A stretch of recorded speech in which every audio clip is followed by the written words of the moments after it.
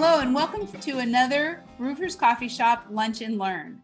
This is your chance monthly to be able to learn from the experts, find out things that you may not know, and it's all about you in the roofing company's office. This Lunch and Learn is sponsored by Angi, and they are here to share with you the economy of everything home, the report that they just came out with, which really is going to help all of us understand what's happening across the board with the economy and how you can help your businesses. Today, we are going to have 3 learning objectives: market fundamentals that shape the industry, the size of the home service market, and what to expect. Be sure to download your discussion sheet so you can take notes throughout the Lunch and Learn and be able to have a great discussion on how you can implement a lot of what you're going to hear today into your everyday business. So let's get started.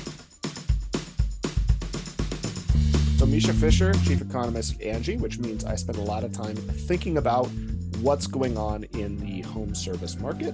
That includes roofing, of course, but we also look at things that are going on in remodeling and maintenance and cleaning and even new home sales, what's going on with pricing. My entire role is to understand these things and then push them out and make them available to everybody else so that we have high quality data for everybody to absorb and to learn from and to make better business decisions based off of.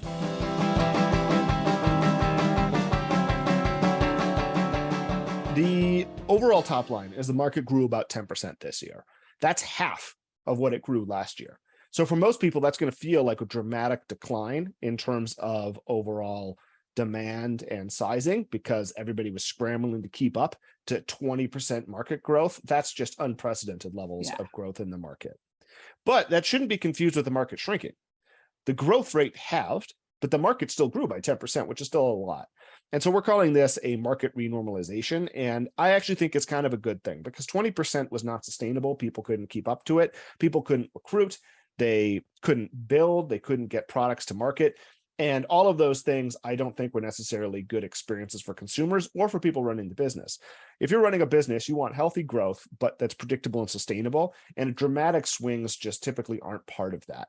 So that's the big key takeaway is the overall market grew from about 595 billion last year to about 657 billion this year. So about 10% growth, driven largely by big increases in remodeling, which I think comes as a surprise to literally nobody, followed by home maintenance and home emergency repair. And there has been a lot of changes with consumer behavior from pandemic to where we are now. Maybe talk just a little bit about what you're seeing there. In terms of what consumers are doing, confidence has plummeted across the economy. Consumers aren't feeling good. However, home service consumers are flush with home equity, and we've never seen the increase in home equity that happened in the last 2 years ever before, basically in history. We've created $7 trillion of new home equity. Outstanding, we're talking 30 trillion-ish in home equity. So there's this tremendous amount of wealth that's been created and tapped into. And, an astute listener would say, well, but if home prices crash, don't people lose that equity? It's true they would, but we typically don't see home prices dropping below the rate of inflation. That's what's so unique about this period is that inflation's high and inflation tends to act as kind of a floor for home prices. And I think that that's actually going to protect those home equity gains. And it's going to make people a little bit more cash positive on their mortgages. So we've seen consumers do all sorts of things in terms of their values and priorities. Mostly those have shifted to people wanting to get a lot of lifestyle benefits out of their homes. And on top of that, people can support those lifestyle gains with improvements in their balance sheet. The household balance sheet is strong because of all this home equity. This is also driving different behavior in the homeowners where they may not be looking to sell, but looking to invest in the current home. Correct. Yes. So there's another thing that's going on, and that's where I think it's most valuable for people to really understand how these market fundamentals really shape things. So interest rates are rising. That is making houses more expensive. That's not great for transactions, and transactions can be a good source of business. But there's an important counter effect, and that is that rising interest rates are locking people into their existing homes. You don't want to give up a house that you've got a 2.5% to 3% mortgage on for a house that you have a 6% mortgage on. That's not a good deal for most people. That's a very expensive way to get a new living structure. And so because there's all this home equity that we just talked about, I think that all else equal, people are being pushed to remodel and stay in place. That means that instead of selling the house and buying a different one and the new buyer having to replace the roof, people are just going to replace their own roofs. And so I think that it's important to understand that lock-in effect that's taking place as interest rates rise. Right now, interest rates are hovering between 5 and 6%, depending on the week. It's very volatile. But they're still lower than the rate of inflation, which is fairly unprecedented. Normally, interest rates are always higher than inflation by a couple of percentage points. That's not happening right now, which means that inflation, if history is any guide, inflation has to come down or interest rates have to rise even further. My suspicion is it'll be a little bit of both, and then we'll sort of see how the consumer nets out in the end. But right now, that makes me pretty bullish.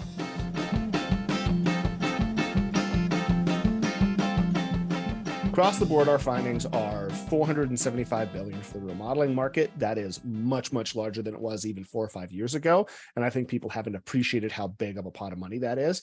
So I actually think that remodeling as a sector, we have to pay more attention to it. The other thing is that maintenance spending has come down a little bit from the peaks that we saw in terms of growth. This makes a lot of sense. I think that early stages of COVID, people were concerned and just doing the bare minimum. And they spent huge amounts on overall improvement, and maintenance was dialed back a little bit. Emergency spending continues to be, there's the baseline level, storm comes through, destroys things, but then there's also the broader, more permanent trends of where people are moving. And so for a roofing audience, there's a lot of people moving from the Midwest to the Mountain West. And even though the Midwest gets hail, the Mountain West, I think in a lot of areas is worse. So you've got these sorts of trends that are going to push up emergency spending because of those components. Wildfires is another one that I think people don't talk enough about and is very relevant to a roofing audience. And that is that a lot of houses burn down in wildfire season because of burning embers coming down. Well, the roof system is a critical part of that. And so I think we do see some consumer substitution from asphalt to metal or slate roofs that are less flammable. And that's kind of the big takeaway on emergency spending.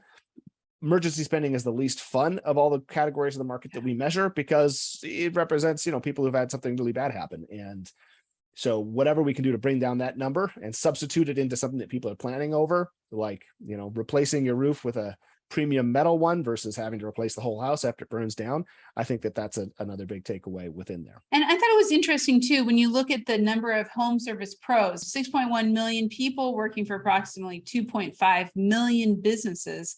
And you also had some breakouts in the report with how much of that was roofing. And roofing wasn't as high as some of the other markets out there.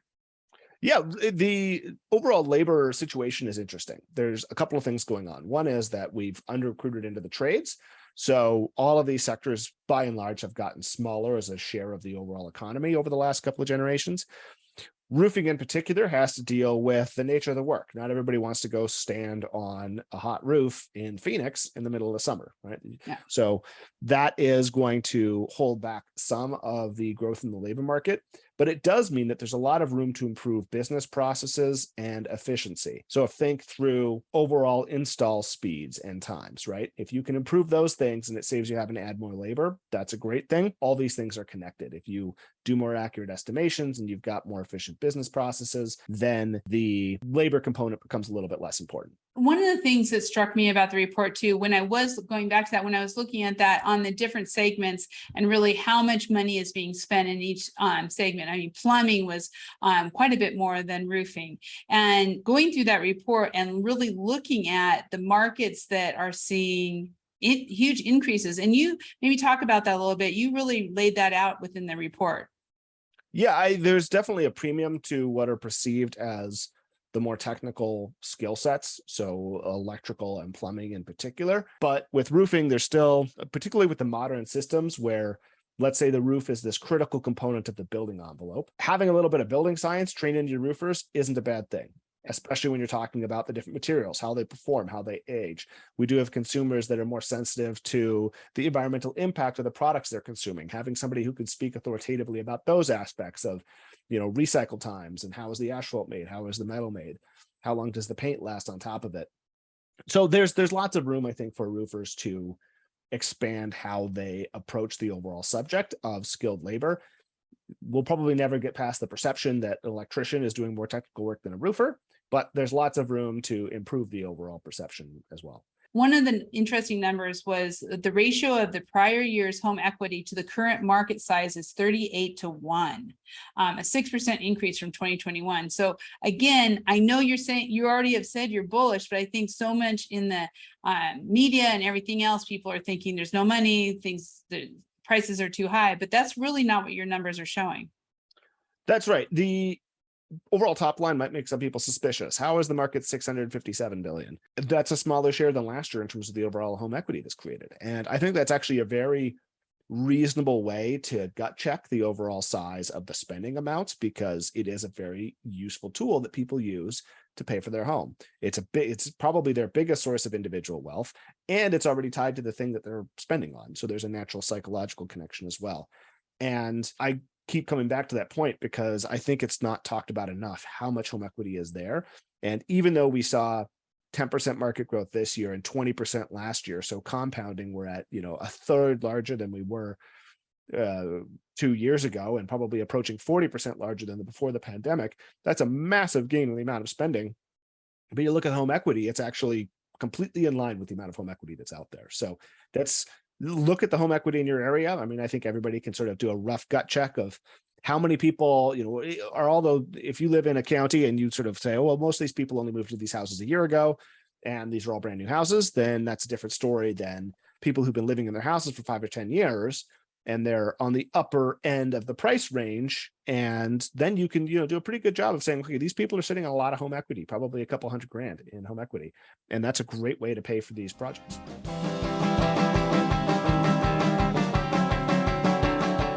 So the last learning objective is what to expect. And I love this part, Mischa. I think it's just so interesting to kind of have that look in the future. And one of the big ones is obviously the millennials and what is changing in home ownership.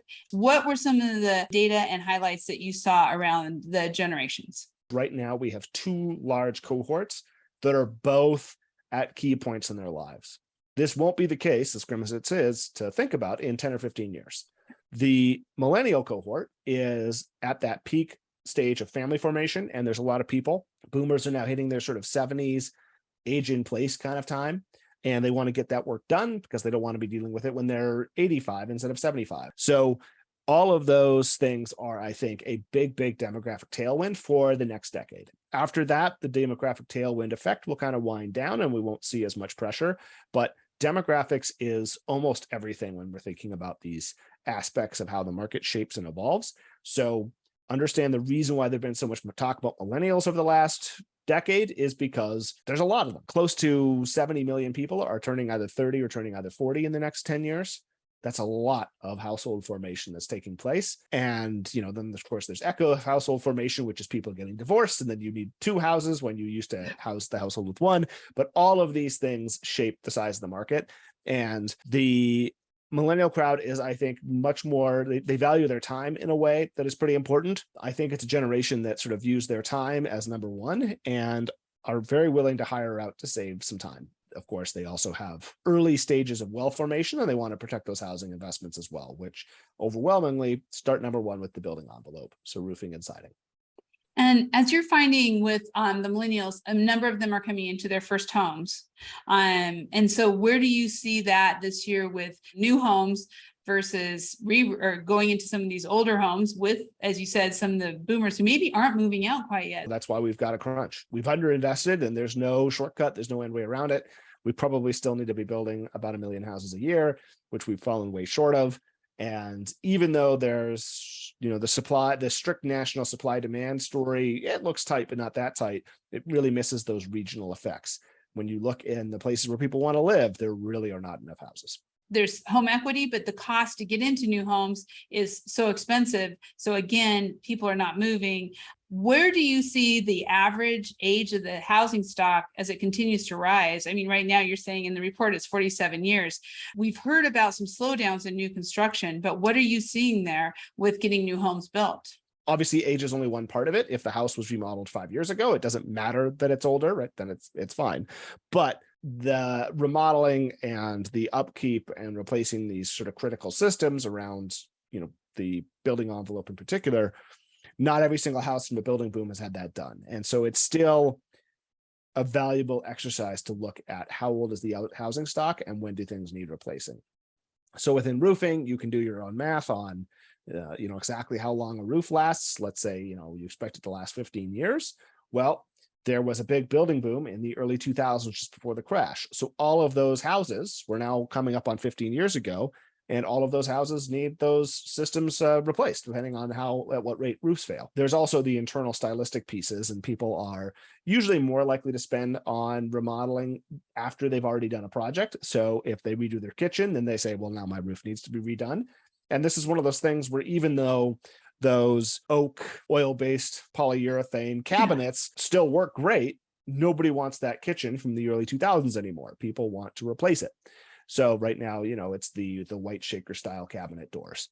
Yeah, that's strictly stylistic, but this is how consumer preferences work. And then after people do this, they're more likely to say, okay, well, I just spent 50 grand on my kitchen. I better make sure my roof works. one of the things that you talked about in this report was also the need for technology and changing technologies. And that seems to be driving consumer behavior also. What are you seeing along those lines? Everything. The biggest thing I think for your listeners in terms of changing technology is how can you use technology to save on labor, because you're not getting much more labor anytime soon.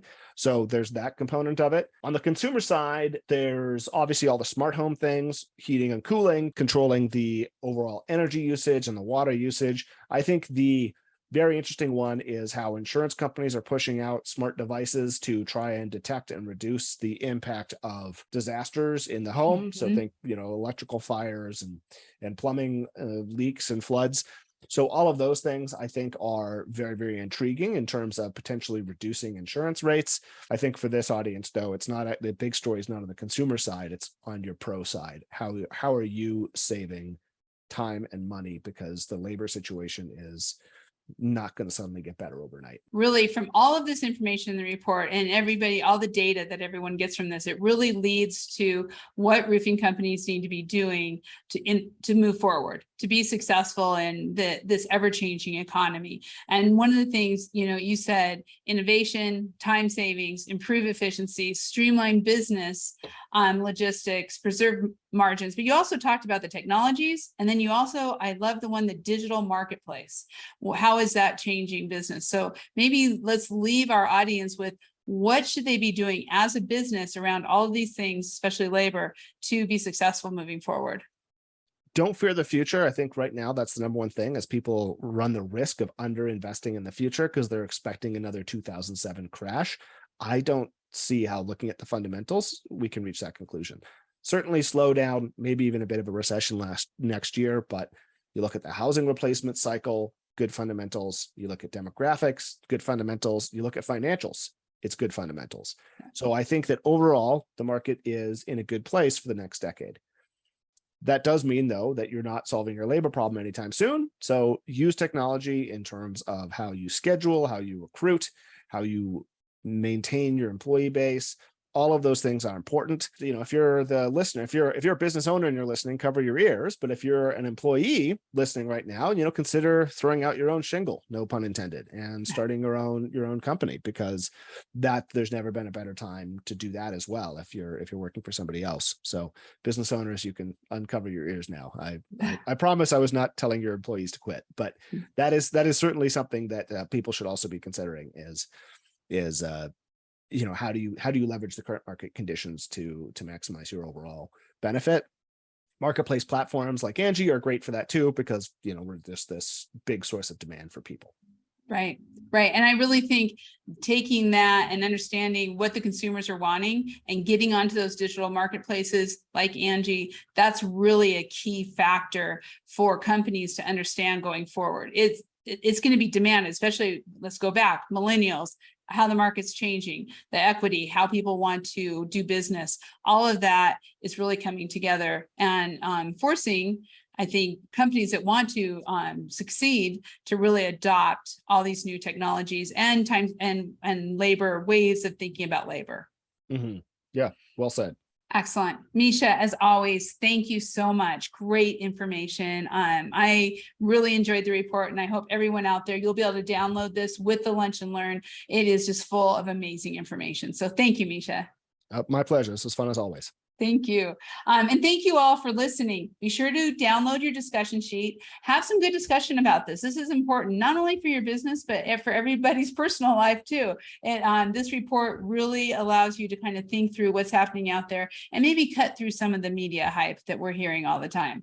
So from Roofers Coffee Shop, thank you again, Angi, for sponsoring this Lunch and Learn. Thank you, Mischa, for always bringing the great information and helping us to be smart economically. My pleasure. This was great. Thank you. We'll see you all next time on Roofers Coffee Shop Lunch and Learn.